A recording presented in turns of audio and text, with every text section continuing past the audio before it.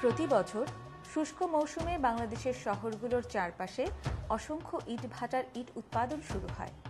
১৫০ বছরের পুরনো প্রযুক্তি নির্ভর এই সমস্ত ইটভাটা থেকে নির্গত কার্বন মনোক্সাইড ও সালফার ডাই অক্সাইড মানুষ, প্রকৃতি তথা সমগ্র বিশ্বের পরিবেশের জন্য মারাত্মক হুমকি।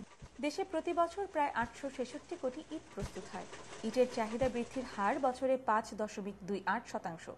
অন্যদিকে এই শিল্পে যথার্থ নিয়ন্ত্রণ ও নজরদারিরও রয়েছে যথেষ্ট অভাব। ৯০% ইট ভাটায় এখনও ব্যবহৃত হচ্ছে ঔপনিবেশিক আমলের প্রযুক্তি, যাতে জ্বালানির প্রয়োজন হয় অনেক বেশি, যা নানাভাবে পরিবেশের জন্য ক্ষতিকর। During the day, they were beaten into submission and forced to make bricks.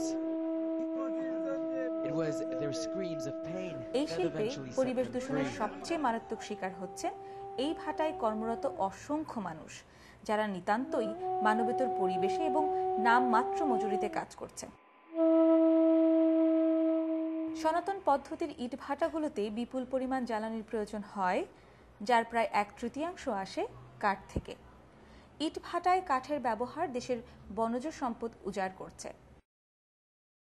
এই শিল্প দেশের গ্রিন হাউস গ্যাস নির্গমনের প্রধান উৎস, যার পরিমাণ বছরে প্রায় ৬৪ লক্ষ টন। এ থেকে গ্যাস নির্গমনের মাত্রা ২০১৪ সাল নাগাদ বেড়ে দাঁড়াতে পারে প্রায় ৮৭ লক্ষ টন, যা অবশ্যই মারাত্মক হুমকি। আশার কথা, সম্প্রতি জাতিসংঘ উন্নয়ন কর্মসূচি UNDP গ্রিন ব্রিক নামে একটি প্রকল্প হাতে নিয়েছে, যা দেশের স্বল্প জ্বালানি নির্ভর এবং পরিবেশ বান্ধব ইট প্রস্তুত প্রযুক্তির প্রসারে কাজ করছে। The challenge for us with this necessity of brick making industry is how to make this industry less environmentally polluting and also less emitting for greenhouse gases.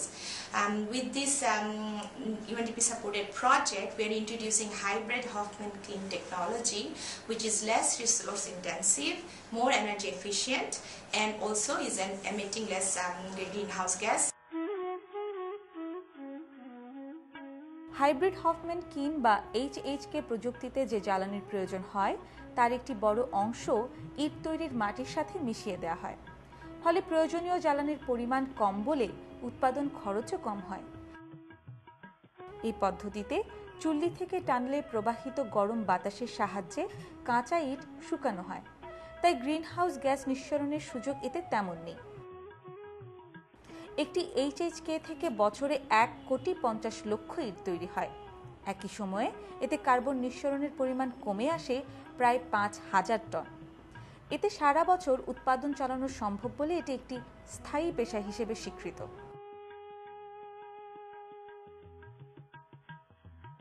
তাই এতে কর্মরত শ্রমিক, বিশেষ করে নারীদের জীবনমানের উন্নয়ন বিষয়ে উদাহরণ সৃষ্টি করেছে। এই প্রকল্পের লক্ষ্য হচ্ছে নীতি নির্ধারক ও বেসরকারি খাতকে সহযোগিতা করার মাধ্যমে এই প্রযুক্তি প্রসারে বিদ্যমান বাধাগুলো দূর করা। গত ১.৫ শতাব্দী ধরে যে ইট ভাটার কালো ধোঁয়া সকলের জন্য হুমকি হয়ে দাঁড়িয়েছে, তার প্রেক্ষাপটে ক্রমবর্ধমান ইটের চাহিদা মেটাতে এই প্রযুক্তির প্রচলন একটি যুগান্তকারী পদক্ষেপ।